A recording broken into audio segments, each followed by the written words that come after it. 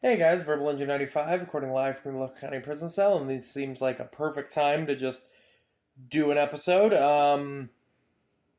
The last death battle of SpongeBob versus Super Friends Aquaman specifically was announced, and I will not be doing an episode on that. As much as people say, as much as people want to say, like, oh no, they're gonna take it super serious. This is one I don't see it happening. So I'm gonna do another. I'm gonna do another fight that I've been meaning to do, and yeah. So I'm gonna do.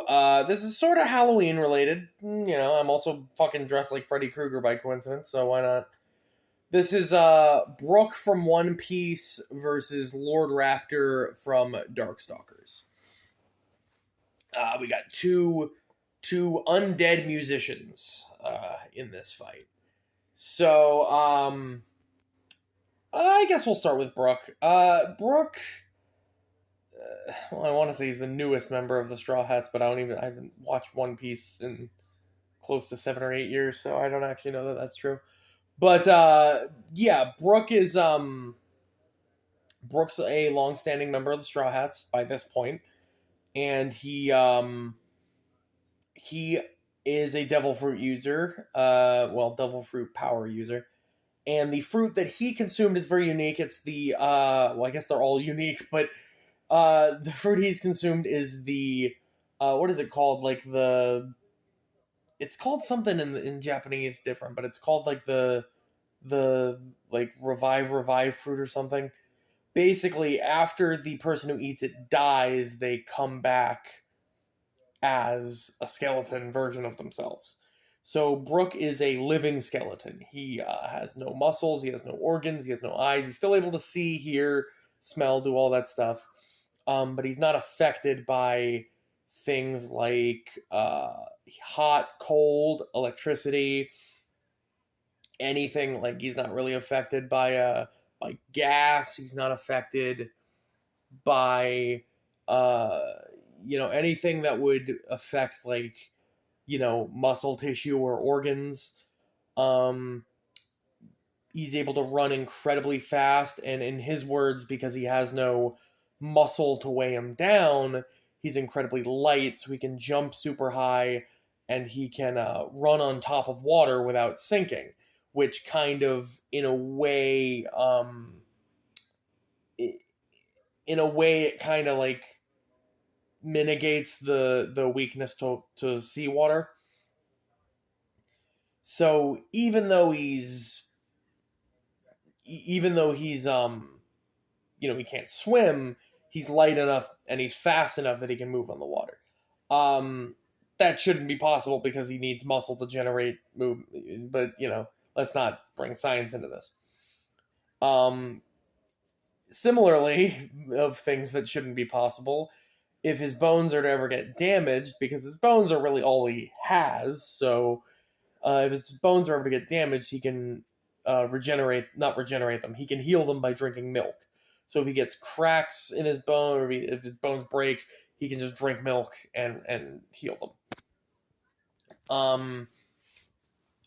And post time skip, he learned another ability because he is the musician of the Straw Hats, right? So he is, he became this famous musician, and he praying to the gods of music, in his words, he was able to obtain the ability, when in reality he was just kind of going deeper into his devil fruit powers. He was able to discover that he could remove his soul from his body, which is what gave him the nickname the Soul King. So he's able to move his soul. He basically inhabits his own soul and allows his soul to leave his body, which kind of leaves his body like, he's just a skeleton, he can't move or anything. But as a soul, he's non-corporeal, or a what's the word? Like he's non-tangible. Like he can't interact with anything. He can only, like, he can move through like solid objects and things like that. He can move through walls, and nothing can touch him. Um, in addition to that, he's able to reattach any severed limbs, right? This doesn't heal the limbs, like if they get broken. It's just if his arms or his head get detached, he can now, like, his soul can actually go and reconnect them. So the only thing he can apparently touch is his own body.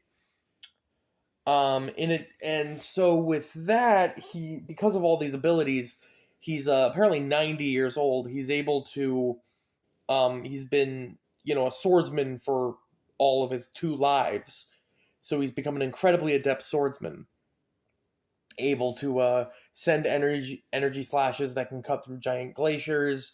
He's able to cut someone so precisely that they don't actually feel the effects of it until, moments later. Such as his one technique, the, what is it called, the 3-verse humming aeronaut slash, I think it was called in the Thriller Bark arc. And he's also able to use that same soul power to emanate a kind of undead aura, which is known as, I believe it's called the chills of the underworld, which is just like, it lets him introduce, like, shoot absolute zero temperatures out of his sword, right? So he basically uses ice beam, and yeah, it can just freeze things on contact. He's also a very talented musician, which comes into play because it makes his sense of hearing very acute, but it also, he can also use his instrument, like his music, to introduce like a hypnotic state.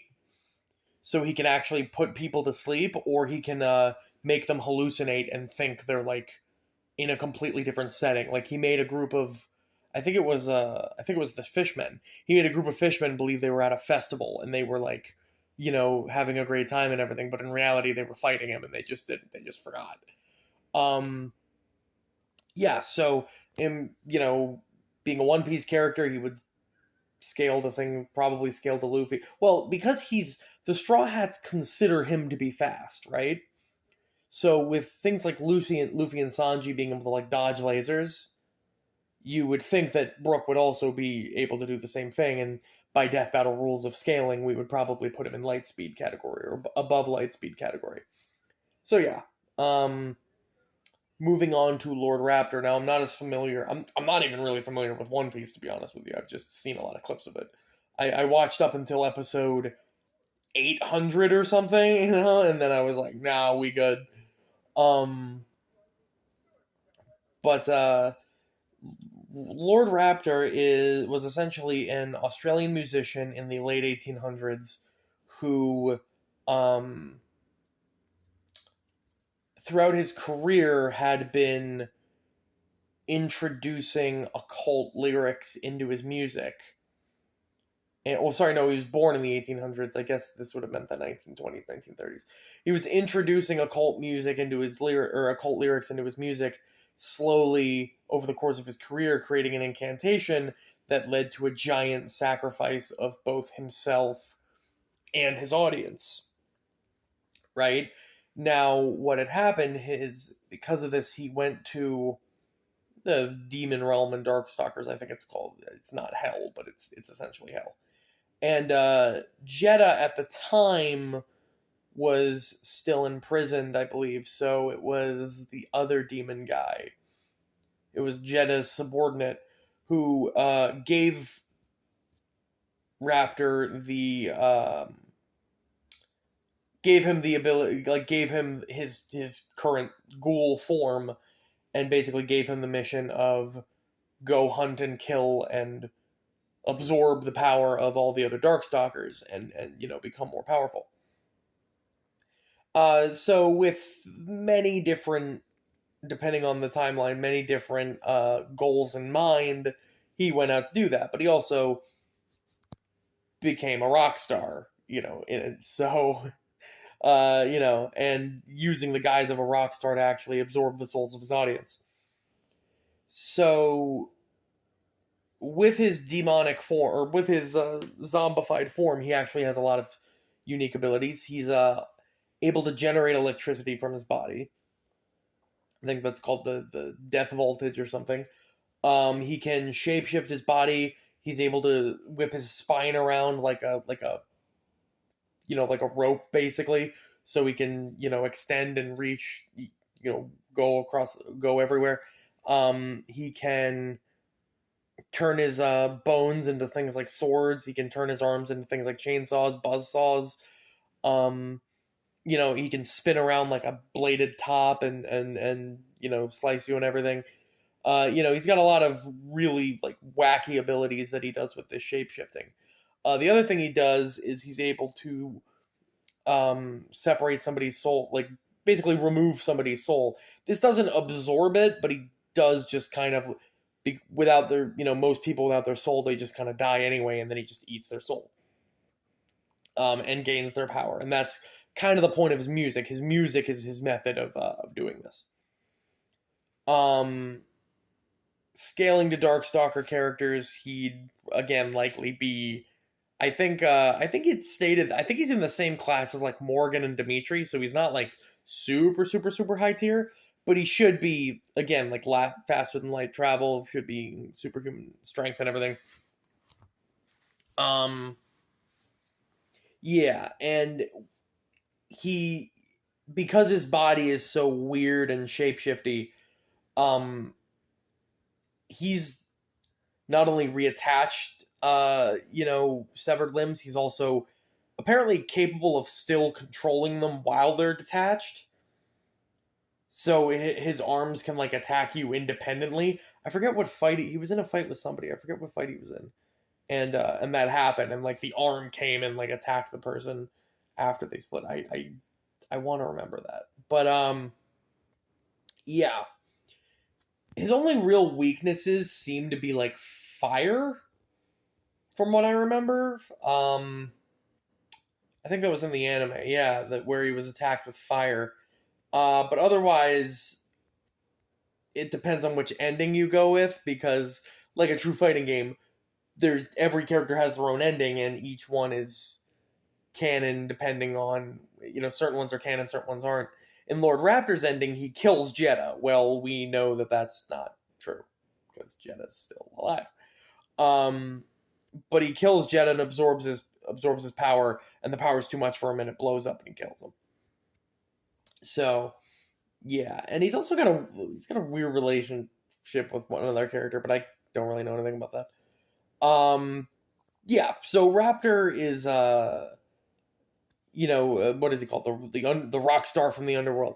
So it's a very fitting opponent for Brooke in this case. I know I kind of breezed through Raptor. That's because of the time restraints on this video, but also because I just don't know as much about Darkstalkers, to be honest. So in this fight, right? First I thought Darkstalker character, One Piece character is going to be really hard to convince me that a One Piece character is going to take down Darkstalker's character. But then I looked at the scaling that had been done before, and I was like, like a lot of the Darkstalkers characters are country destroying or like mountain destroying or something like insane like that. There's not a lot of like world or universe. I mean, there's like the high tier ones like Pyron and Jeddah and stuff. They can just like destroy planets and shit or destroy solar systems. But the ones like I said, like Dimitri and Talbane and Morgan, like they're capable of like again destroying mountains and countries and whatnot. And One Piece characters have been shown to do that. They've been shown to move entire islands. They've been shown to, like destroy mountains and things like that. So, and like I said, both these characters would probably have faster than light travel. So I don't think it's that unrealistic to say that power scaling these two are probably close to even. The issue then becomes neither of these two really seem to have a good way to kill each other. Brooke can only heal with milk, but they're both able to reattach limbs, right? Again, Raptor can still attack you with his detached limbs, but they both have a similar sort of durability level.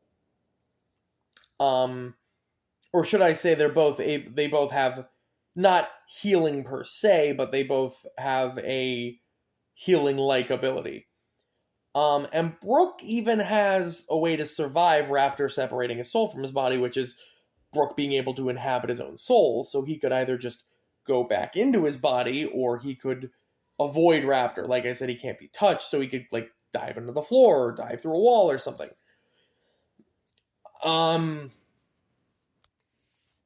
So yeah, that's kind of that's pretty helpful, but and in terms of their like physical offense, they're both varied enough because, like I said, Brooke is incredibly fast, incredibly light. He's a master swordsman and everything. And Raptor has never really been a fighter per se in his life of experience. And he would be I think he'd be about the same age as Brooke actually.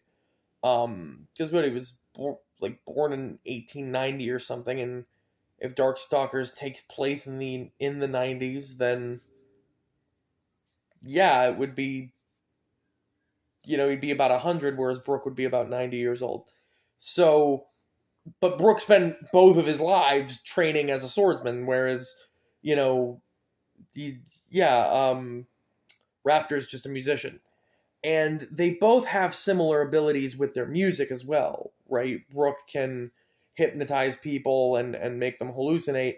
Raptor can, brainwash people and remove their souls. So, they seem to be on equal footing, but when you really dive into it, I think Raptor has this, regardless. Like, it's not as much of a squash as I initially thought, but I still think Raptor has this. Brooke can reattach his lost limbs, but his bones themselves are not. They're stronger than normal human bones, but they're still vulnerable to being broken. And if they're broken, he can't reattach them. So he's not really any more durable because of this. He has a very specific way of healing. And just because he can avoid Raptor, eating his soul, with that ability of, with his ability to remove his soul from his body, but that's not stopping Raptor from just doing it again. And, until it works. So, and really, at the end of the day, like, that is Raptor being a guy who eats souls, Brooke doesn't really have too much of a defense if he does that. So, like, Raptor doesn't have many ways to kill Brooke. Brooke doesn't seem to have any at all that I can see. Because Raptor's only, like I said, his only real weaknesses seem to be fire and, overloading himself with power. So, and like, yeah, Brooke has things like ice and whatnot, but if Raptor can survive being like dismembered, then freezing him probably wouldn't help, because how's that going to kill him any way that dismembering him wouldn't? So I think in this, like, and to be fair, Brooke would still be immune to things like the death voltage and whatnot, but he's not immune in any way that particularly matters. He has defenses against anything Raptor can do to him, but Raptor just seems to be more or less unkillable by conventional means, aside from, like I said, fire or demonic magic more powerful than his. So I think in this case, yeah, Raptor kind of takes this, but this is kind of close, to be fair. I mean, when you really break down to it, and this might have required some fishing, to like, okay, how can I make this not a squash? But like, I think all of what I'm saying kind of tracks. So, but anyway, I mean, I wouldn't have considered this a Halloween fight initially, to be honest, but I think it's about as fitting. It's fitting as it's as fitting now as it would be anywhere else. So anyway, Ripple Engine 95.